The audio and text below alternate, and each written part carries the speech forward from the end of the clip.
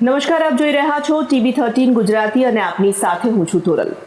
અમરેલીના પનોતા પુત્ર, બાળપણથી જ જેનામાં લીડરશિપ ક્વોલિટી એટલે કે નેતૃત્વના ગુણો હતા તેવા એક વ્યક્તિ વિશેષ સાથે આજે હું આપની મુલાકાત કરાવવા જઈ રહી છું, જેમણે સહકાર ક્ષેત્રના માળખાને ન માત્ર ગુજરાતમાં પરંતુ દેશભરમાં ગૂંજતું અને ગાજતું કર્યું. અને જ્યારે જ્યારે સહકારી ક્ષેત્રની વાત આવશે ત્યારે આ નામ ખૂબ જ આદર સાથે પહેલી હરોળમાં લેવામાં આવશે અને તે નામ એટલે શ્રી દિલીપભાઈ સંઘાણી.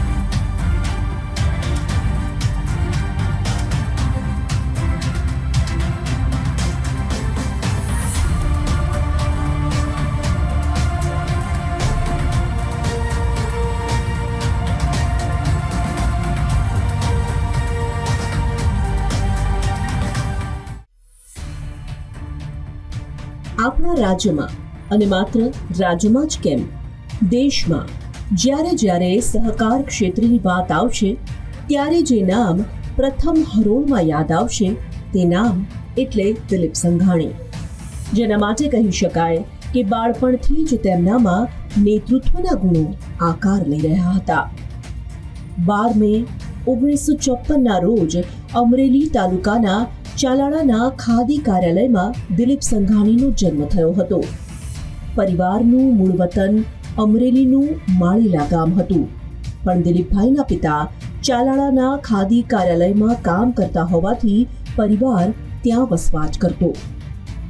શરૂઆતી શિક્ષણ માળીલા, શોભાવડલા અને ત્યારબાદ તેમના મામાના ત્યાં અમરેલીમાં તેઓએ મેળવ્યું. મારું બાળપણ આમ ગણીએ તો મારા બાપુજી માળીલાની બાજુમાં ચલાળા મોટું ગામ ખાદી કાર્યાલયમાં સર્વિસ કરતા, અને મારી બા જે રીતે વાતો કરતા સમજણો છું ત્યારે કે મારો જન્મ ચલાળા ખાદી કાર્યાલયમાં, મારા ફાધર ત્યાં નોકરી કરતા હોવાના કારણે ત્યાં રહેતા. અને ત્યાર પછી નોકરી છોડીને માળીલા ગામ 5 કિલોમીટરનું અંતર, એટલે બાલ મંદિરમાં હું ખાદી કાર્યાલયના રેકડામાં બેસીને બહાર ફરવા લઈ જતા ને એવી મને આછી યાદદાસ્ત કરી. પરંતુ પછી માળીલામાં પહેલા ધોરણમાં એકલા ઘૂંટવાનું કામ કે શીખવાનું કામ એ માળીલા પ્રાથમિક શાળામાં શરૂ કર્યું. 3 ધોરણ સુધી ત્યાં અભ્યાસ કર્યો. પછી વ્યવસાય અર્થે મારા ફાધર જુનાગઢ જિલ્લાનું શોભાવડલા, એટલે કે અમરેલી જિલ્લાની હદ માણેકવાડાથી પૂરી થાય, શોભાવડલા જુનાગઢ જિલ્લાનું શરૂ થાય, ત્યાં ગયેલા. એટલે 3 ધોરણ પછી અભ્યાસ ત્યાં કર્યો. ત્યાર પછી ગામ નાનું હતું, અભ્યાસનું લાંબુ વ્યવસ્થાઓ ત્યાં નહોતી. મારા મોટા બાપા એટલે મારા ફાધરથી મોટા ભાઈ એ ચિત્તલ ખાદી કાર્યાલયમાં નોકરી કરતા, ત્યાં અભ્યાસ કરવા ગયો. ત્યાર પછી અમરેલી અભ્યાસ કરવા આવ્યો મામાના ઘેર, રામાણી મારું મોહન. એ વખતનો સમય એવો હતો જ્યારે બાળકો તેમના મોસાળમાં રહેતા અને ત્યાં રહીને પોતાનો અભ્યાસ પણ પૂર્ણ કરતા. તેમજ દિલીપ સંઘાણીએ પણ તેમના મામાને ત્યાં અમરેલીમાં રહીને પોતાનો 6થા ધોરણથી અભ્યાસ શરૂ કર્યો અને મામાને ત્યાં આવવું તેમના માટે અનેક આયામોમાં તેમના જીવનમાં મહત્વપૂર્ણ સાબિત થયું. અમરેલીમાં આવવું અને ત્યાં અભ્યાસની શરૂઆત કરવી તેમની આગળની કારકિર્દી માટે મહત્વપૂર્ણ સ્થિત્યંતર તો બની જ રહ્યું. અને સાથે સાથે આ એ પડાવ હતો જ્યારે તેમને આજીવન ચાલનારી અને એક જ ક્ષેત્રમાં આગળ વધનારી મિત્રતાના આશીર્વાદ પણ મળ્યા.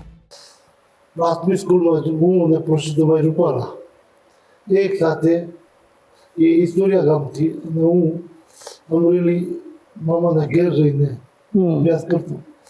ત્યાં મિત્રો જે બાળપણના મળે એ પૈકીના એક મિત્ર વર્ષભાઈ રૂપાલા અને અમારો પરિચય ને મિત્રતા આ દિવસ સુધી અકબંધ છે અમે મળ્યા. વિદ્યાર્થી કાળ પણ સંઘર્ષ નાનો મોટો મને યાદ આવે. તેમની મિત્રતાની વાત હોય કે પછી તેમના મોસાળમાં રહીને અભ્યાસની વાત, આજે પણ તેને તેઓ એટલા જ આદર સાથે વાગોળી રહ્યા છે. રામાણી મારો પરિવાર મામાનો મોસાળનો, તમને બધા જ ભાઈઓને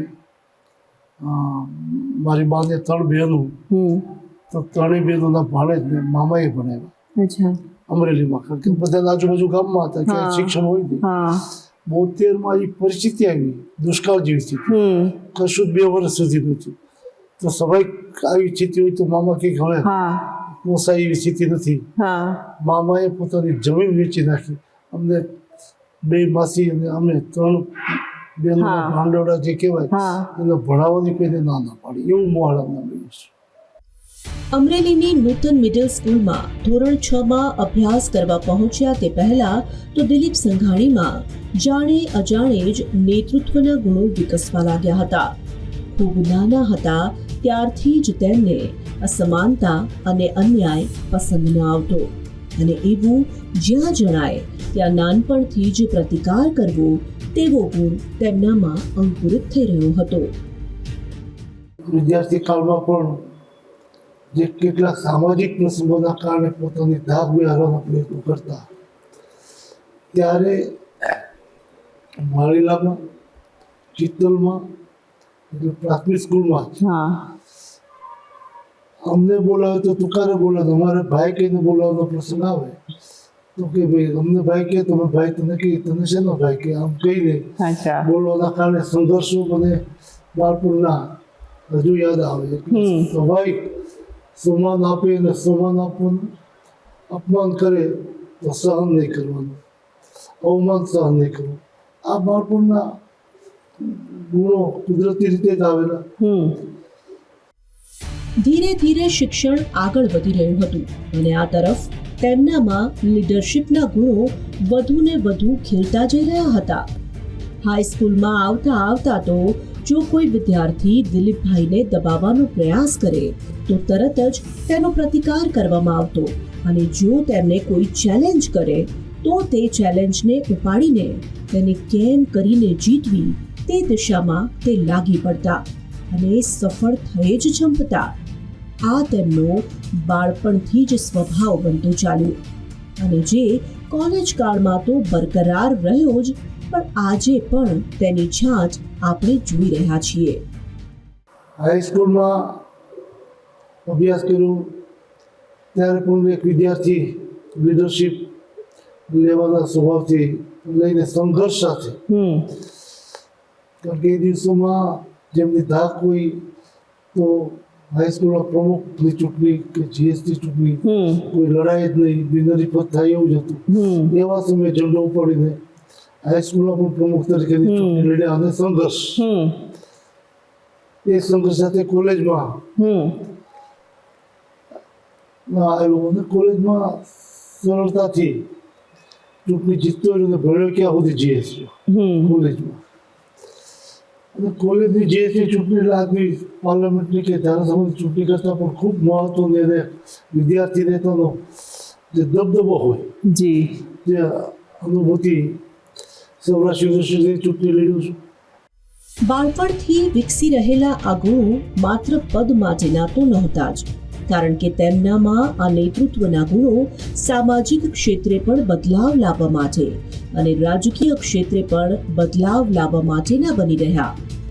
આ સાહસિક ગુણોની વાતો વાગોળતા આજે પણ દિલીપ સંઘાણીની આંખોમાં ચમક જોઈ શકાય છે. વિદ્યાર્થી કાળથી જ કહેવાય કે નેતૃત્વ લેવા માટે પછી સંઘર્ષનું હોય, સામાજિક પ્રવૃત્તિનું હોય, કુદરતી આફતનું હોય કે રાજકીય આંદોલન કરવાની સ્થિતિઓ આવે. રાજકીય આંદોલનનો સવાલ આવ્યો, વિદ્યાર્થી નેતૃત્વ ફી વધારો આવે તો એના નેતૃત્વમાં ભાગ લઈએ. અને કુદરતી પરિસ્થિતિની સામે જે જોખમ કહેવાય, મને 82માં યાદ છે કે અમરેલીમાં એવડું મોટું વાવાઝોડું આવ્યું અને સાવરશેઠાર જે કહેવાય લીલા તાલુકાનું ગામ, એક દિવસ ચારે બાજુથી પાણી અને પૂર એવડું મોટું કે સરકારી તંત્ર પણ ત્યાં પહોંચી નહોતું. હું ટીમ સાથે પહોંચ્યો હતો. બધા કે આ પૂરમાં કેવી રીતે આ ગામનો સંપર્ક થતો. કાંઈ વિચાર્યા વગર શર્ટ કાઢીને પૂરમાં હું પડ્યો. એવડું ભયંકર પૂર. આજે વિચારું ત્યારે એમ કહું કે મારું બાળપણ હતું, પણ હું પૂરમાં ઈશ્વર કૃપાથી પહોંચી તો ગયો. એટલે કુદરતી હોય, સામાજિક હોય, બાકીના જોખમો હોય, એવા જોખમો વચ્ચે બાળપણનો સંઘર્ષ કર્યો છે. અને એ ઓગમનો સમય આજના પ્રશ્નોના કારણે છે, નકર એ યાદ કરવાના પ્રસંગો પણ અત્યારે એટલા વ્યસ્ત હોય છે કે નથી રહેતો. નેતૃત્વની જીજીવિષા તેમની એટલી પ્રબળ હતી કે આ જીજીવિષાએ જ તેમને સાયન્સના વિદ્યાર્થીમાંથી આર્ટ્સના વિદ્યાર્થી બનાવી દીધા. તેમનું ભાગ્ય તેમને એટલા માટે નેતૃત્વના પાઠ ભણાવી રહ્યું હતું કે જેથી ભવિષ્યમાં આ જીજીવિષાને કારણે જ રાજ્યને એક કદાવર નેતા મળે. અને આમ વિચારીએ તો લાગે પણ એમ જ કે બાળપણથી લઈને યુવાની સુધીમાં તેમનામાં ઉછરેલી લીડરશિપ એ આજના નેતાની સફળતાની પ્રાથમિક સીડી હતી જાણે કે. પણ દિલીપભાઈ, તમે જેમ તમારા બાળપણની વાત કરી, બાળપણથી જ તમે કહ્યું કે નેતૃત્વના ગુણો કદાચ તમારા લોહીમાં જ ભણેલા તમને મળ્યા છે વારસામાં. એની વાત હોય કે સાહસિક ગુણો જે છે, તમે જે એક બે કિસ્સા કીધા એના પરથી પણ એ સ્પષ્ટ થાય છે. પરંતુ જ્યારે એ જાણ્યું કે સાયન્સના વિદ્યાર્થી હતા, કોલેજમાં આવ્યા અને તમને એવું લાગ્યું કે જીએસ નહીં થઈ શકાય કારણ કે કદાચ તમારા કરતાં સિનિયર્સ થોડા વધારે છે, અને એટલા માટે થઈને એક આખી સ્ટ્રીમ છોડીને આર્ટ્સ કરવાનું પસંદ કર્યું, તો એ માત્ર જીએસ થવા માટે, કારણ કે પહેલેથી વિચાર હતો કે થવું તો લીડર જ છે? મેં શરૂઆતમાં કીધું, હું અને પુરુષોત્તમભાઈ રૂપાલા પ્રાઇમરી સ્કૂલથી એક સાથમાં હતા. હાઈસ્કૂલમાં મેં બંને સાયન્સના વિષયો રાખેલા, એનો ક્લાસ 11 કો અલગ થતો. અમે એસએસસી ઓલ્ડ એસએસસી બંને પાસ થયા. બંનેએ સાયન્સ કોલેજમાં એડમિશન લીધું. અમારા નેતૃત્વ કરતા એ વખતના નેતાઓને કીધું મારે જીએસની ચૂંટણી લડવી છે. તો મને અહીંયા નક્કી થઈ ગયા છે સિનિયર નેતા, અહીંયા તો જગ્યા છે નહીં, આર્ટ્સમાં ખાલી છે, અહીંયા તો નથી. તમે 20-22 દિવસ પછી એક જ ટ્રસ્ટ એટલે એક જ યુનિવર્સિટી સાથે સંકળાયેલી કોલેજ હતી, એટલે એ કોલેજમાંથી બીજી કોલેજના સબ્જેક્ટમાં જઈ શકાય. એટલે મેં સાયન્સ છોડીને આર્ટ્સ પસંદ કરીને આર્ટ્સમાં દાખલ થયો. તેમના કોલેજ કાળ બાદ આમ તો વાત હવે કરવી છે તેમના રાજકારણના પ્રવેશની, અને તે પહેલા તેમની મિત્રતાની વાત કેમ કરીને આડે હાથ મુકાય. જેમ તમે જાણ્યું કે 6થા ધોરણથી થયેલી મિત્રતા કોલેજ સુધી સાથે ને સાથે તેમને લઈ આવી, અને ત્યાં તેમના ભણવાના વિષયો બદલાયા પણ મિત્રતા અકબંધ રહી, જે આજ સુધી અકબંધ આપણે જોઈ શકીએ છીએ. આજે પણ આટલા વર્ષો બાદ પણ મળવાની, વાતો કરવાની કે સાથે સારા માઠા પ્રસંગો જીવવાની તક આ મિત્રો ઊભી કરી જ લે છે. નું બાળપણ આપે જે રીતે વાત કરી કે મામાના ઘરે રહીને આપે પસાર કર્યું, પછી મિત્રો સદભાગ્યે તમને ખૂબ સારા મળી ગયા, અને તમે જે કહી રહ્યા છો કે હજી સુધી એ મિત્રતા અકબંધ છે. હું સામાન્ય રીતે એવું કહેવામાં આવતું હોય છે કે મિત્રો જેટલા જૂના જે વ્યક્તિના હોય એ વ્યક્તિ પર તમે એટલો વધારે ભરોસો કરી શકો. એટલે મને લાગે છે જનતાએ કદાચ એ જ ક્વોલિટી તમારી અંદર જોઈ અને હજી સુધી તમારા પર એ જ વિશ્વાસ મુક્તિ આવી છે. હું રૂપલાજી બંને બેઠા હતા, મેં વિચાર છે કે આપણે જૂના મિત્રોને મળી અને યાદ કરીએ. તો સામાન્ય રીતે આ જવાબદારી મિત્રોને યાદ કરવા, ભેગા કરવા, એની યાદી મારી પાસે હોય છે. ટેલિફોનમાં પણ હોય છે, મોબાઈલમાં હોય છે. પેલા બુક રાખતા ત્યારે બુકમાં હોય. તો કોને બોલાવવા, ક્યાં બોલાવવા, ચર્ચાના અંતે એક એવા સ્થળે બોલાવવું જ્યાં મોબાઈલ ડિસ્ટર્બ ન કરે, બાકીના કોઈ ડિસ્ટર્બ ન કરે. 2 દિવસનો કાર્યક્રમ રાખીએ. તો મિનિમમ 25 વર્ષ જૂના મિત્રો હોય એને બોલાવીએ. આજના મિત્રો તો એટલા બધા થઈ જશે, કોને બોલાવવા ન બોલાવે. તો 25 વર્ષ જૂના મિત્રોની યાદી અમે શરૂ કરી. 600 જેટલા મિત્રોની યાદી તૈયાર કરી, અને બધાને ટેલિફોનિક, પત્ર લેટર છપાવવા કેવું અને તુલસી શાહ અમે સ્થળ નક્કી કર્યું અને એક નાનું સ્ટેજ બનાવ્યું, એક જણ બેસી કેવડું અને માઇક રાખ્યું, બાકી બધા નીચે બેસી જેને જૂની વાતો જે વાગોળવી હોય ક્યાં વાત હે, વાહ. એ વાતો વાગોળે. કારણ કે જ્યારે કોલેજમાં હાઈસ્કૂલ હોય ત્યારે એકલા હોઈએ, હા. આ વખતે વિથ ફેમિલી બોલાવ્યા હતા. હા ફેમિલીને પણ ખબર પડે કે જૂના ઇતિહાસો કેવા છે. અને બહુ ખુલીને બધાએ બધી વાતો જે કરવાની હતી એ કરી. તો વાતો જ્યારે ચાલુ હતી કે આ સવારમાં નગારાની દાંડી પડી, શું થયું કે મંગળાના દર્શન શરૂ થયા.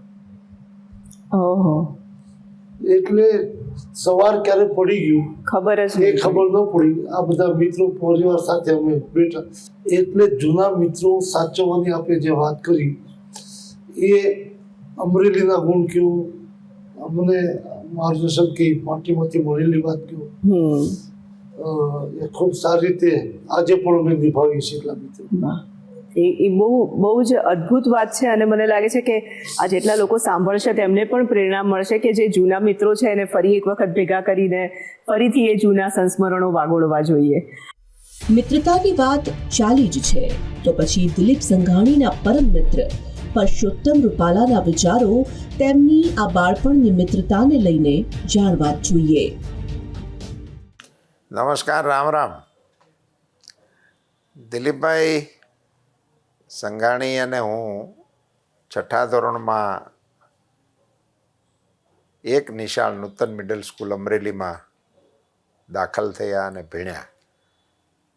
અને 6ઠા ધોરણમાં દાખલ થતાની સાથે જ ઈશ્વરીય યોગે અમે મિત્રો બની ગયા. તે દીની ઘડીને આજનો દિવસ ઈશ્વરી કૃપાને કારણે અમારી મિત્રતાને કોઈની નજર નથી લાગી. પણ મારે કહેવું જોઈએ કે દિલીપભાઈ એ બોર્ન લીડર જે કહેવાય છે એમાં આવે છે. નાનપણથી જ નેતૃત્વના ગુણો એમને વારસામાં જ મળેલા હોય એ પ્રકારનું એમનું વર્તન હતું. ગમે તેવા કપરા સંજોગોમાં નિડરતાપૂર્વક નેતૃત્વ કરવું એ એમનો સહજ સ્વભાવ છે. મિત્રો સાથે નો નાતો આજીવન નિભાવવાની એમની વૃત્તિ એમને હજારો મિત્રોના મિત્ર બનાવે છે. સહજ રીતે ઉપલબ્ધ કોઈ પણ માણસ દિલીપભાઈને મળી શકે, કોઈ પણ જાતના પ્રયાસ વગર, કોઈ પણ જાતના પ્રોટોકોલ વગર. અને દિલીપભાઈ એને સહજતાથી સાંભળે. મોટા થયા પછી એને એમના કોલેજ કાળ દરમિયાનથી જ એમના માતુશ્રીનું ખૂબ મોટું યોગદાન એમના જીવનમાં છે. શાંતા માસીનો રોટલો બહુ મોટો, જેણે દિલીપભાઈની કારકિર્દીમાં પાયાનું કામ કરેલું છે. સંયુક્ત પરિવારનો આજે પણ દાખલો આપી શકાય એવું સંયુક્ત કુટુંબ એ દિલીપભાઈ સંઘાણીનો પરિવાર છે. ભાઈઓ, મિત્રો, કુટુંબ અને મિત્રોની સંયુક્ત રીતેની અસરવાળું જાહેર જીવનનું ઉત્તમ જીવતું ઉદાહરણ એનું નામ દિલીપભાઈ સંઘાણી. એક નાની સહકારી મંડળીના સભ્ય તરીકે મહા મહેનતે સ્થાપિત થઈ અને વિશ્વની સૌથી મોટી સહકારી સંસ્થાના ચેરમેન તરીકેની એની યાત્રા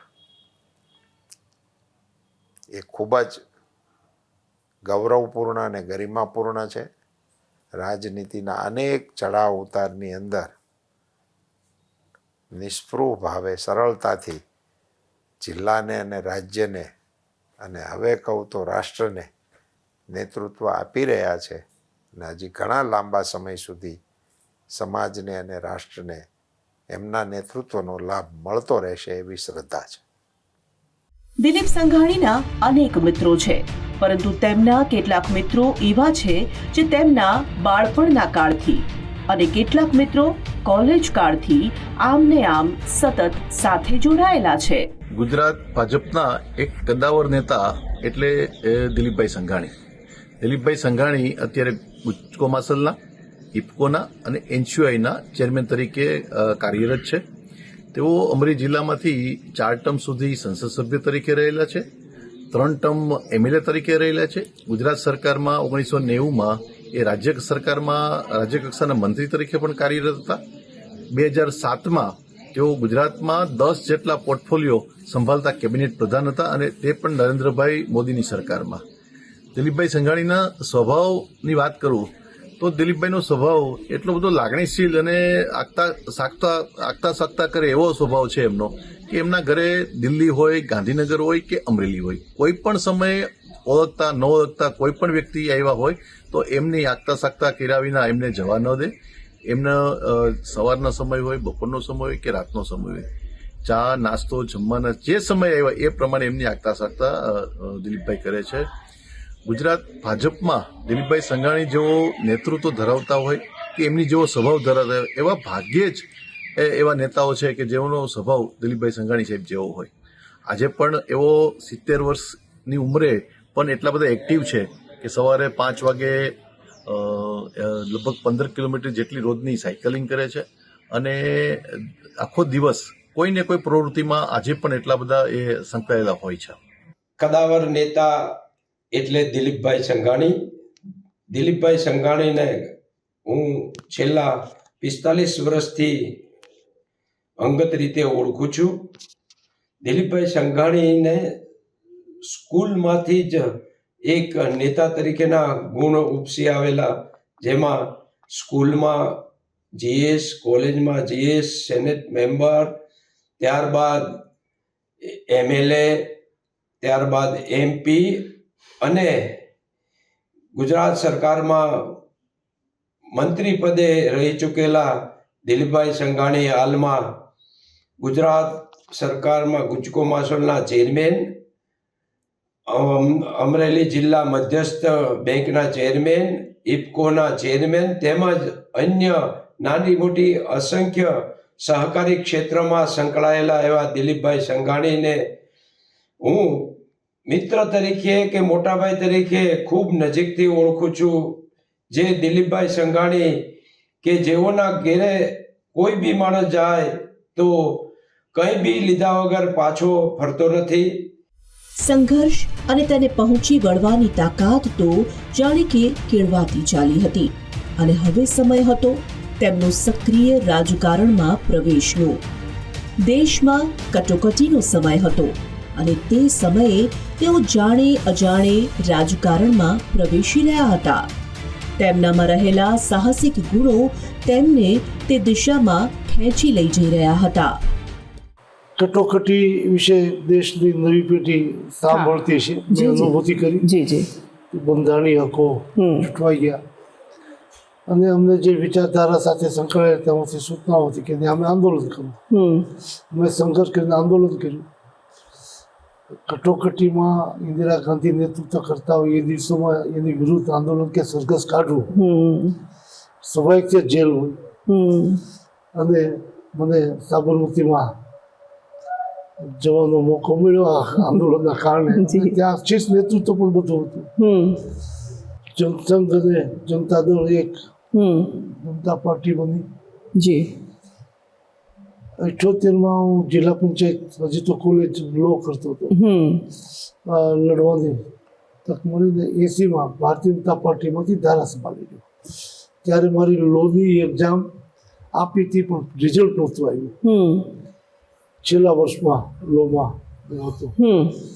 ધારાસભા લડી, જિલ્લા પંચાયત લડી ત્યારે વિદ્યાર્થી. 80માં ધારાસભા લડી ત્યારે હજી તો વિદ્યાર્થી કાળ લો એટલે પૂરું થવાની સ્થિતિમાં હતો. હજી પરીક્ષા આપી દીધી હતી. એટલે રાજકારણ ક્યારથી શરૂ કર્યું? જિલ્લા પંચાયત લીધો, ધારાસભા લીધો કે વિદ્યાર્થી કાળથી? એટલે જોઈન્ટ એવી રીતે થઈ ગયું છે કે વિદ્યાર્થી કાળથી કિસ્સાઓના કારણે નહીં, પણ હું કહી શકું કે અસામાજિક પ્રવૃત્તિ કે દાદાગીરી કે ગુંડાગીરી સામે ઝૂકવાના બદલે માથું ઊંચકીને એનો સામનો કરવાનો જે સ્વભાવ કે પ્રયાસ એને મને સફળતા આપી. દિલીપ સંઘાણીનો મૂળ સ્વભાવ લડાયક, પણ આજે જ્યારે તેમને જોઈએ તો હંમેશા લાગે કે શાંત, સૌમ્ય અને હસમુખ આ વ્યક્તિત્વ છે. તો બેશક એ સવાલ પણ મનમાં થાય કે લડાયક મિજાજના આ વ્યક્તિત્વમાં સ્થિરતા કેવી રીતે પ્રવેશી? નાનામાં નાના વ્યક્તિને પણ પ્રેમથી મળવાનો આ સદ્ગુણ તેમનામાં કેવી રીતે ફૂલ્યો ફાલ્યો? દિલીપભાઈ, તમને જે લોકો અત્યારે મળે છે, જે લોકો તમને અત્યારે જાણે છે, હાલ ફિલહાલથી જાણે છે, જે લોકો વર્ષોથી જાણતા હશે રૂપાલા સાહેબ જેવા, એ લોકો તો ખેર તમારા મિજાજને જાણતા હશે.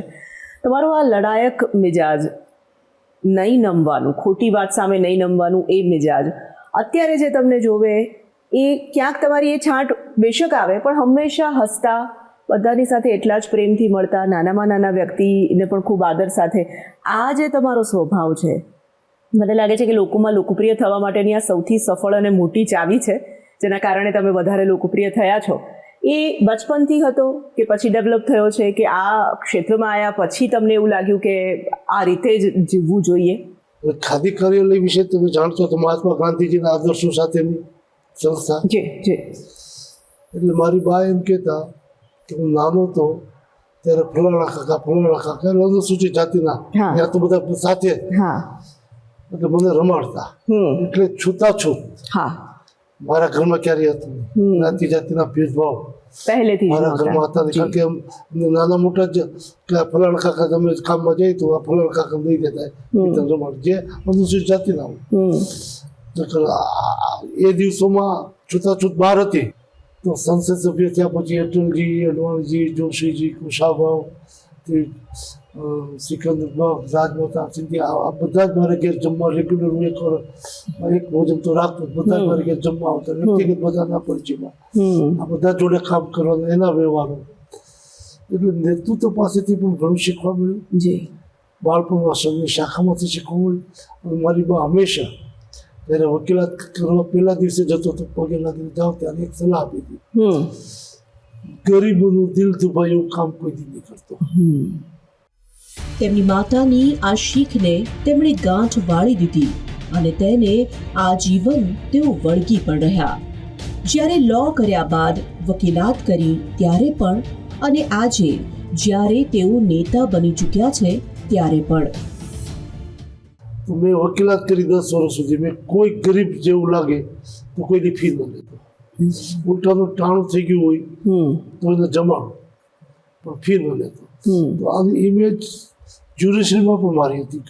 કેટલાક કેસો એવા છે, કોઈ પકડીને આવ્યો હોય સામાન્ય ગુનામાં, એને જામીન થાય એવું કેવી આર્થિક સ્થિતિ ન હોય તો મારા નામનો પોકાર પણ આવે, જજ કે તારો અસીલ આવ્યો છોડાય, અને હું એનું વકીલાત વગર ફીએ છોડાવતો. મેં જે દિવસે આવા કોઈ ગરીબને જમાડ્યા હોય અને ફી લીધા પર છોડાયો, બીજે દિવસે લુંજા જેવું કે ને મોટો કેસ, મોટી ફી આપનારો મને મળ્યો છે. એ દિવસોમાં એક પુણ્યનું કામ એવું મને લાગતું કે મેં મદદ કરી તો બીજે જ ઈશ્વર મને એક સારો કેસ એવો દઈ દે કે તાજી ફી મળે. આજે એ સલાહ ભાષાથી, વ્યવહારથી, કોઈ રીતે કામથી ગરીબનું દિલ ન દુભાય.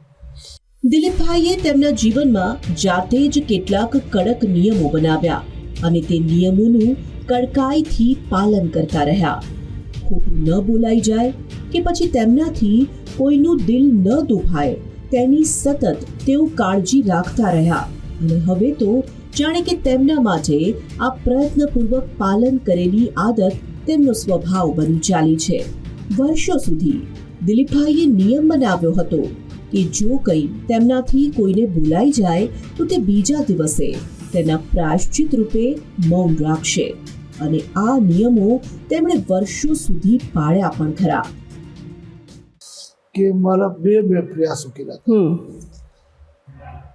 એક તો વાતચીતમાં કોઈ એને મળવા આવતા લોકોની વચ્ચે બિનજરૂરી કોઈ ગુસ્સો કરી જાઓ કે કંઈ બોલી જાઓ અથવા તો યોગ્ય જવાબ ન દેવો, તો રાતે સૂતી વખતે દિવસની જે ક્રિયાઓ છે એને યાદ કરતા હોય એમાં આ મેં ખોટું કર્યું છે, તો બીજે દિવસે હું મૌન રાખતો. આખો દિવસ જીભનો ગુનો છે ને, તો આખો દિવસ મૌન રહેવાનું. કોઈને મેં બપોરના કોઈ કેસમાં આવેલું ને થોડું ગુસ્સે થઈ, એટલે મારી રીતે યોગ્ય જવાબ ન કહેવાય એવો જવાબ મેં આપ્યો. મારા તળમાં આવ્યું કે મારે મૌન રહેવું જોઈએ. બીજા દિવસનો કાર્યક્રમ રૂપાલા સાહેબ મંત્રી હતા, સિંચાઈ મંત્રી. માચેડામાં એક ડેમનું ખાતમુહૂર્ત, એક હામાપુરમાં ડેમનું ખાતમુહૂર્ત, અને રાતે ચલાળા ગામમાં, અને સવારે કાર્યક્રમમાં જોડ થવાનું અગાઉથી તારીખો નક્કી હોય, રાત્રે નક્કી થયું કાલે આ કાર્યક્રમો છે, મૌન રહેવાનું આવ્યું. વિચાર્યું કે એક દિવસ પાછો ઠેલી પછી મૌન રહું, એ તો જાતે ઠગાઈ કરી કહેવાય. નક્કી કર્યું બીજે દિવસ તો બીજે દિવસ કર્યું. કાગળમાં લખી દીધું આજે મૌન છે, એટલે મિત્રોને ખબર હતી કે હું આ રીતે મૌન કરું છું. રૂપાલા સાહેબની ગાડીમાં આખો દી ફર્યો, ભાષણ કરવાનું સ્વાભાવિક, પણ તળમાંથી કોઈ જગ્યાએ સાબિત ના પડી ભાઈ મૌન છે, નહીં બોલે. તો મૌન સંપૂર્ણપણે જાળવું, તો ઉપવાસ પણ કર્યા છે. ચોવિયાર કરવાનો નિયમ પાળ્યો લાંબા સમય સુધી, તો મનમાં સવાલ થાય કે કેમ ચોવિયાર? તેનું કારણ જાણીને પણ તમને બેશક નવાઈ લાગશે. 12 વર્ષ મેં ચોવિયાર કર્યા છે. ચોવિયાર એટલે સૂર્યાસ્ત પછી અટલજીના એક શબ્દ ઉપર ચોવિયાર કર્યા છે. MP તરીકે જ્યારે હું પહેલી વખત ચૂંટાઈને ગયો ત્યારે બધા સાંસદોને સલાહ વડીલો આપે એમ અટલજીએ મિટિંગમાં કીધું, તમે સાંસદ તરીકે આવ્યા ત્યારે કંઈક ઉમંગો લઈને આવ્યા છો, સમાજ માટે, રાષ્ટ્ર માટે, વિસ્તાર માટે. પણ દિલ્હી લપસની ભૂમિ છે, હિન્દીમાં કીધું, અને ભલભલા લપસી જાય છે. જ્યારે લપસો છો ત્યારે તમે તમારી જાતને નુકસાન નથી કરતા, તમે જે પાર્ટી સાથે જોડાયેલા છો પાર્ટીને નુકસાન જાય. તમે જે મત વિસ્તારમાં છો એ મત વિસ્તાર બદનામ થાય. તમે એક મિત્ર મંડળમાં છો, મિત્ર મંડળને બદનામી મળે. તમે એક પરિવારના છો, પરિવારને પણ ટીકાઓ થાય. તમારી એક વ્યક્તિની ભૂલ કેટલા લોકોને અસર કરે, એટલે આ કાળજી રાખજો. આવી એ જે સલાહ દીધી ત્યારે વિચાર્યું કે આ બધું જે કહે છે એ ક્યારે થાય? સૂર્યાસ્ત પછી થાય, જે કાંઈ પ્રવૃત્તિઓ થાય. તો ચોવિયાર એક એવી વસ્તુ છે કે સૂર્યાસ્ત પછી પાણી નથી પીવાનું, તો પછી કાંઈ સવાલ નહીં. ત્યારે મેં નિર્ણય લઈ લીધો. 12 વર્ષ સુધી મેં 4 ટર્મ પાર્લામેન્ટ માર્યો. 12 વર્ષે એમ કહેવાય છે ગમે તમે કરો તો પછી રહ્યા સ્થિતિ મળી જાય. તો મેં 12 વર્ષ સુધી સતત ચોવિયાર કર્યા. સામાન્ય જનતાના મનમાં રાજકારણીઓની બની ગયેલી જે દ્રઢ છાપ છે, તેનાથી સાવ વિપરીત વ્યક્તિત્વ એટલે દિલીપ સંઘાણી. તેમ કહીશું તો અતિશયોક્તિ નહીં કહેવાય. તેમણે નાની ઉંમરમાં જ સત્તાનો સ્વાદ ચાખી લીધો હતો, પણ તેના મદને તેમણે કદી માથે ચડવા ન દીધો. એવા અનેક કિસ્સા આ મુલાકાતમાં સામે આવ્યા. એનું દાન કરવાનું સૌની ઈચ્છા અંદરથી હોય છે.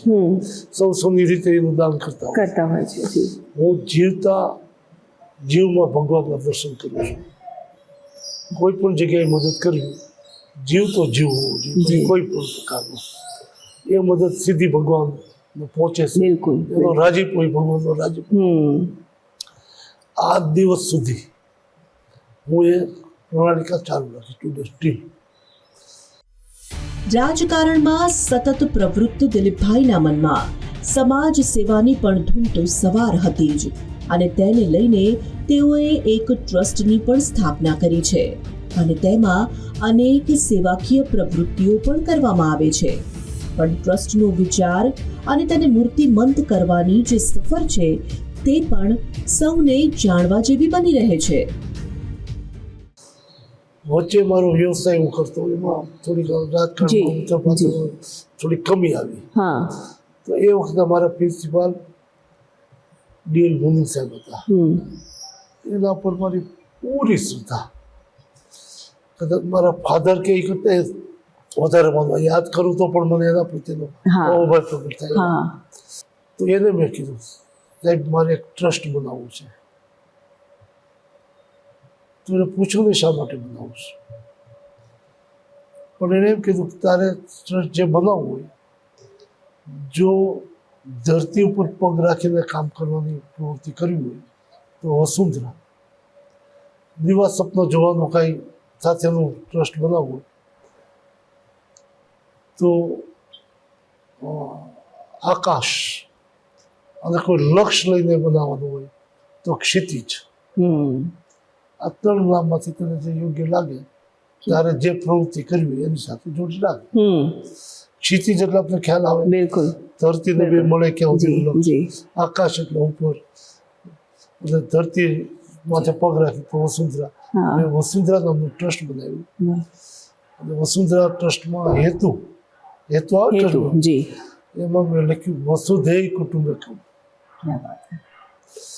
એ ટ્રસ્ટમાં હું માર્ગદર્શન લેવા એ વખત અમારા કોલેજના પ્રોફેસર વસંતભાઈ પરીખ, ખૂબ મોટું નામ, આજે મોટી ઉંમર 90 ઉપરની થઈ ગઈ છે, સંસ્કૃતના વિદ્વાન.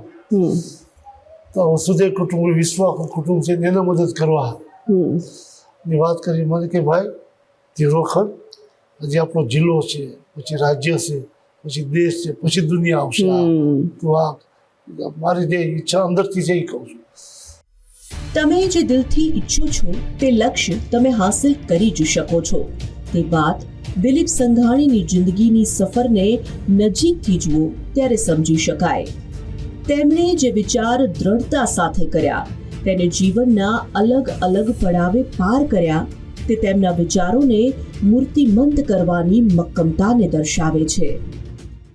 તો મેં દુનિયા સામે એક લક્ષ્ય રાખવાની વાત જે કરી ને, જી. કેટલા વર્ષો પહેલા, હા. 7 મહિના પહેલા ન્યુયોર્કમાં UN જે વિશ્વની કોઓપરેટિવ સંસ્થાની હાઈ લેવલની કમિટી હતી, ભારત વતી હું ત્યાં એમને ઇન્વિટેશન આપવા ગયો વાહ. કે તમે ભારતમાં ક્યારેય આ સંમેલન નથી થયું અને એ આ કરો. મેં ત્યાં સંમેલનમાં આમંત્રણ આપ્યું, સ્વીકારવાનું, અને ગયા નવેમ્બર 25 થી 30 સુધી વાહ. 107 દેશના લોકો ભારતમાં આવ્યા. ત્યાં દુનિયાની હાઈ લેવલ કમિટી અમે ભાષણ કર્યું હતું. અહીંયા આખું જે સંમેલન મળ્યું વિશ્વનું એ મારા અધ્યક્ષ સ્થાને મળ્યું. એક કોના ચેરમેન તરીકે કોવતી આમંત્રણ આપવા ગયો હતો, અને એની સામે મારો સંદેશો અલગ અલગ ભાષણ કર્યું. પણ મેં એક વાત કરેલી ભાષણમાં, જે લોકોએ મને અંદરથી હુજી, જે વિશ્વભરના લોકો આવેલા એને સ્વીકારી, તાળીઓથી ગડગડાટી વધાવી.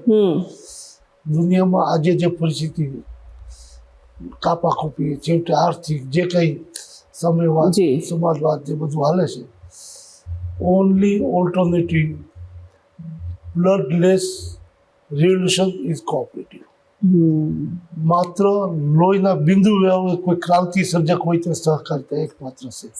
તો મારો સેન્ટ્રલ આઈડિયા ક્યારે બનવાનો તો ખબર નથી, પણ ઈશ્વરે આટલા વર્ષો પછી વસુંધરા જે ટ્રસ્ટ બનાવ્યું હતું, એ ટ્રસ્ટ મારફત મદદ કરું છું લોકોને. તો ઈશ્વર ઘણી વખત આપણે જો પોઝિટિવ વાવેતર વિચારોનું કર્યું હોય તો સ્થાપક સમય આપતા હોય છે. મારો વિશ્વાસ દ્રઢ બને છે. તેમણે જ્યારે આ અનુભવો વર્ણવ્યા ત્યારે સહજ ભાવે તેમને આવા અનેક અનુભવોના સંસ્મરણો તાજા થયા, અને તે અનુભવોને તેમણે શૂન્યમાંથી સર્જનની યાત્રામાં ખૂબ જ પ્રેમથી વાગોળ્યા. હું ભણતો હાઈસ્કૂલમાં, અમરેલી જિલ્લા મધ્યસ્થ બેંક જે અત્યારે છે ત્યાં વરરસ્તો સ્કૂલે જવાનો, ચાલીને જઈએ. એટલે 40-45 વર્ષ પહેલા જે બિલ્ડિંગ બનતું, ત્યારે અમરેલીમાં શ્રેષ્ઠમાં શ્રેષ્ઠ બિલ્ડિંગ કહેવાતું. કેવું સારું બને છે. દ્વારકાદાસ પટેલ, એટલે ટૂંકું નામ દકુભાઈ,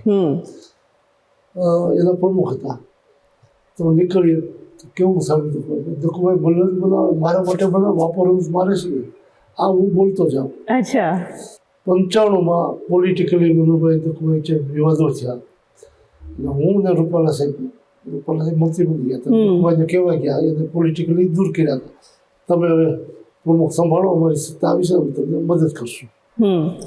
ત્યારે એમ કીધું મેં નિવૃત્તિ જાહેર કરીશ, હવે સત્તા આવે હું સંભાળી લઉં, એ મારા પદને શોભે નહીં.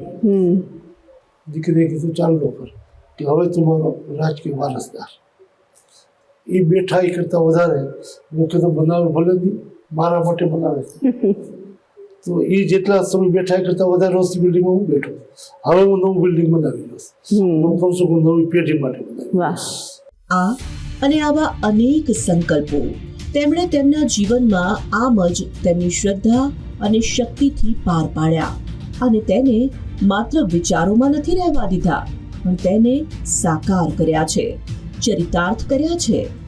દિલીપભાઈની વાતો સાંભળીને તમને પણ લાગશે કે સપના જોવા, ખુલ્લી આંખે જોવા અને તે સાકાર ન થાય ત્યાં સુધી સતત પ્રયાસરત રહેવું.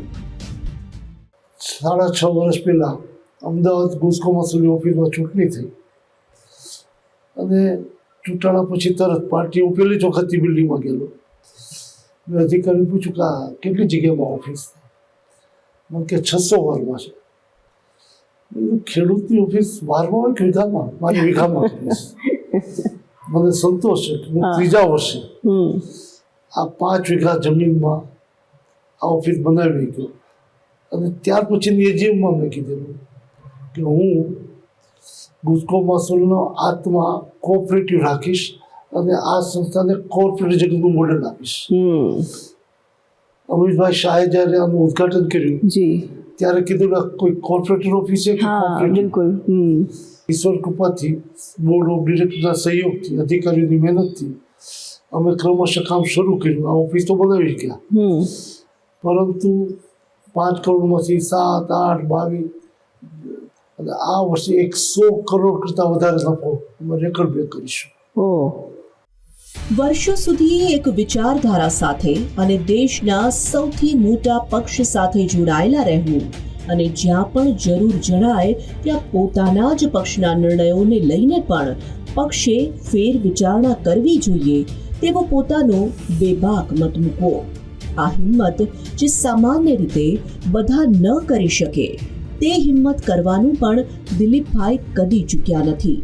અને એટલે જ દિલીપભાઈ અન્ય નેતાઓથી હંમેશા નોખા તરી આવતા નેતા પણ બની રહ્યા છે. રાજકારણમાં પણ હંમેશા દિલીપભાઈ તમારા માટે એવું કહેવાય છે કે તમે વર્ષોથી શરૂઆતથી જ રાજકારણની શરૂઆતથી જ એક પક્ષ સાથે જોડાયેલા રહ્યા અને જેને કહેવાય કે પ્રથમ હરોળના નેતાઓમાં હંમેશા તમારું આદરથી નામ લેવાતું જ રહ્યું છે ને લેવાતું રહેશે.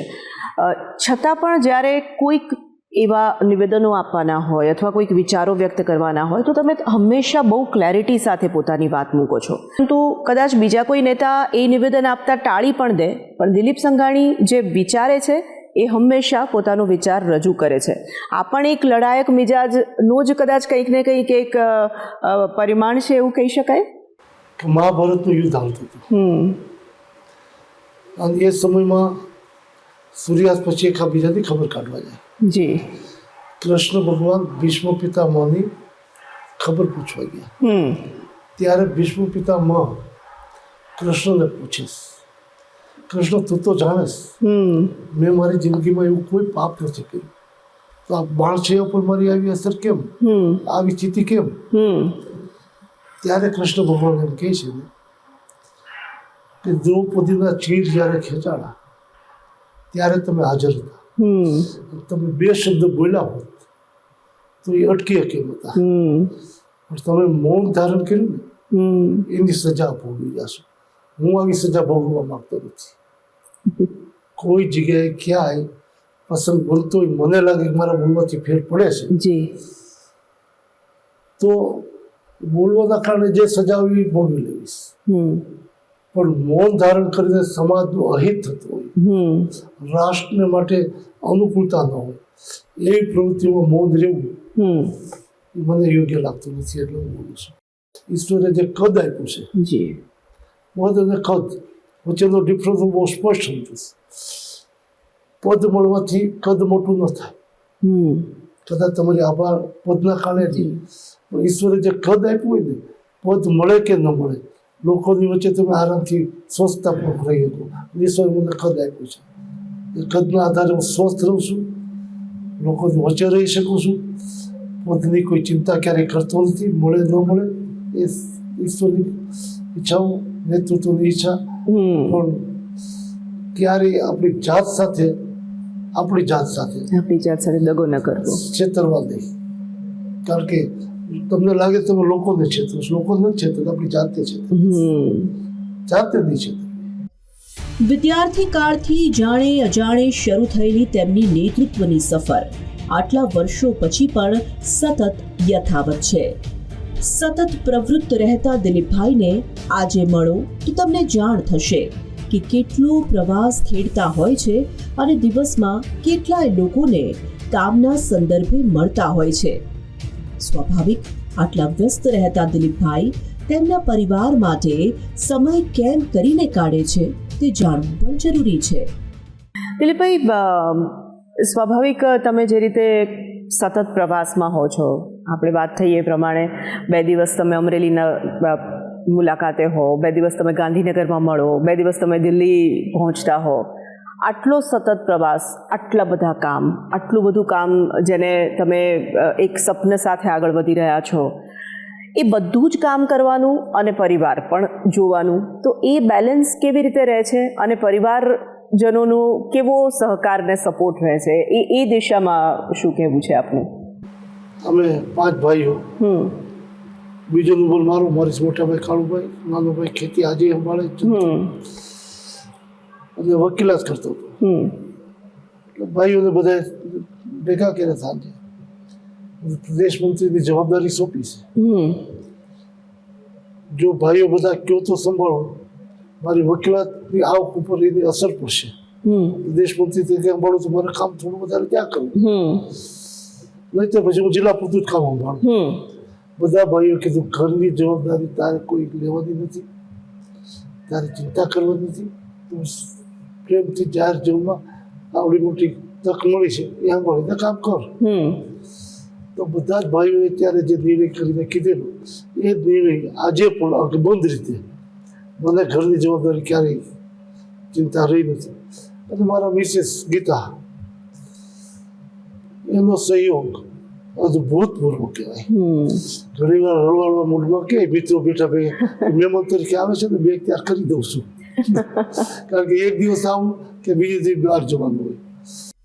તેમણે તેમના જીવનના અનેક વર્ષો જનતાની સેવામાં આપ્યા.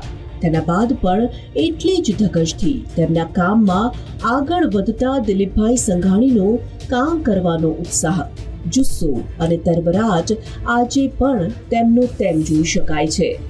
તેમની જન્મભૂમિ અને કર્મભૂમિ અમરેલીની વાત આવે તો આખા જિલ્લાને કેવી રીતે ઊંચો લાવવો તે વિચાર તેમના મનમાં પહેલાથી જ વસ્યો હતો અને તેથી અનેક પડકારો અને પ્રતિકૂળતાઓને પાર કરીને તેમણે ત્યાં રોજગારીનું સર્જન કરવા માટે ડેરી ઉદ્યોગની પણ શરૂઆત કરાવી હતી.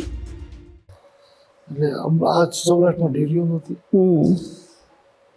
અને મેં ડેરી સ્થાપવા માટે જે કઈ વિધિઓ કરી, જોખમ સાહસ ડીઆરને લઈને, સસ્પેન્ડ ડીઆર હતા અને મેં પોલિટિકલી કેશવાઇઝ જેમ થયા ત્યારે નિમણૂક કરાવીને વિધિઓ કરાવીને શરત કરી ત્યારે હું ડેરી સ્થાપી દેવાની, રજિસ્ટર કરી દેવાની. મેં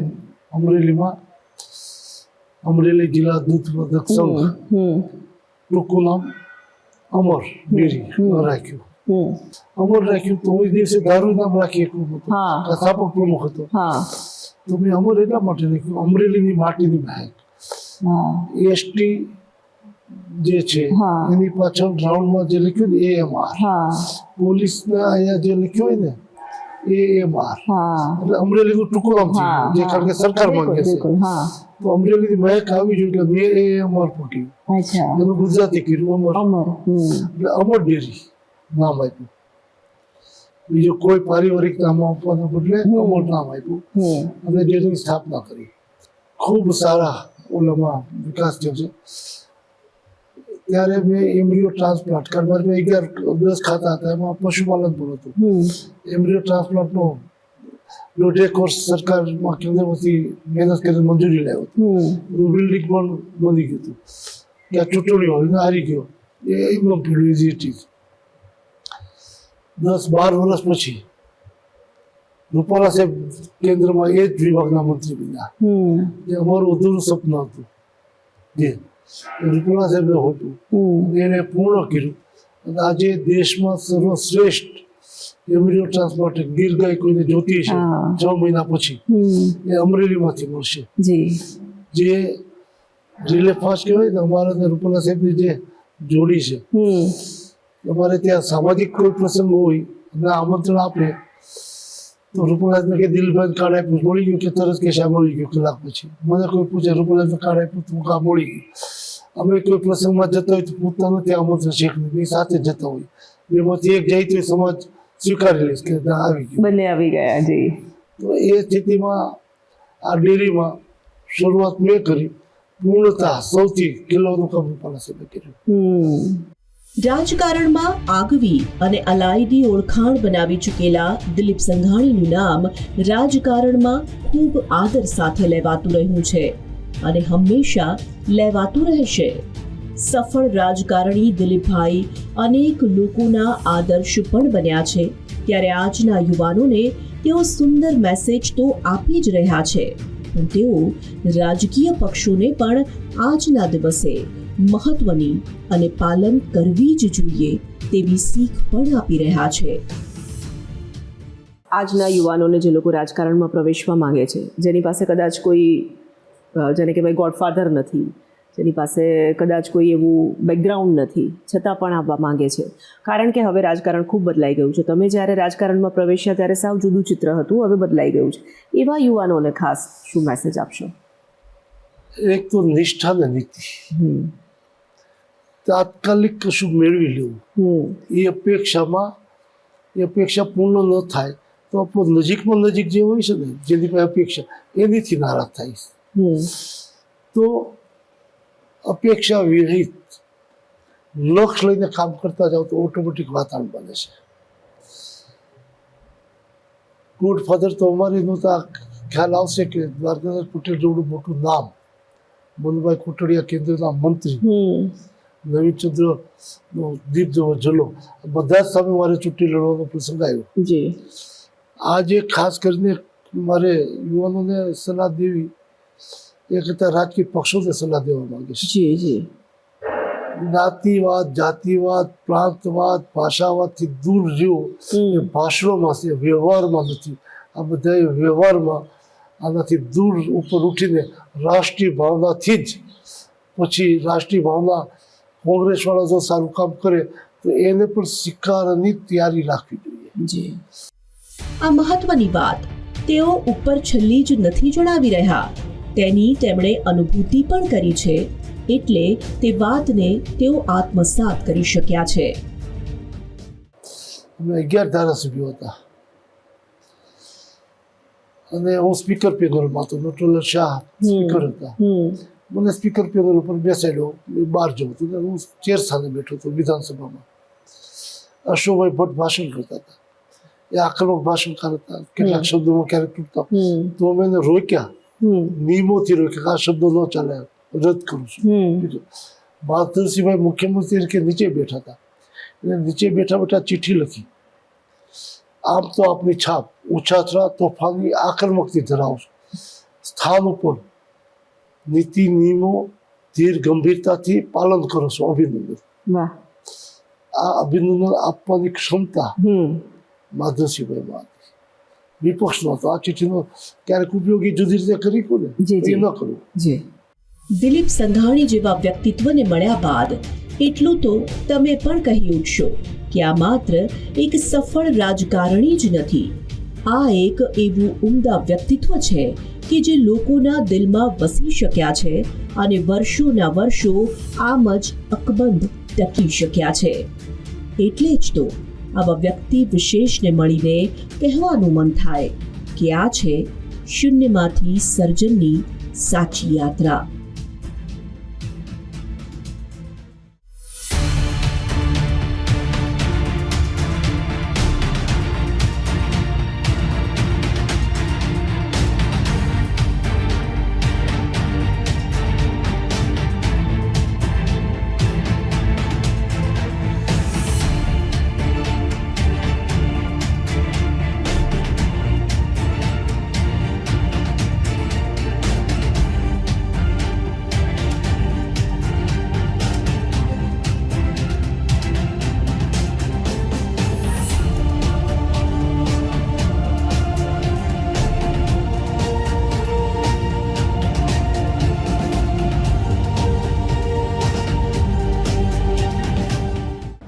તો આ હતી એક ઉમદા વ્યક્તિત્વ અને એક સરળ પ્રકૃતિના વ્યક્તિની જીવનગાથા. આ હતી દિલીપ સંઘાણીની શૂન્યથી લઈને સર્જન સુધીની યાત્રાની વાત.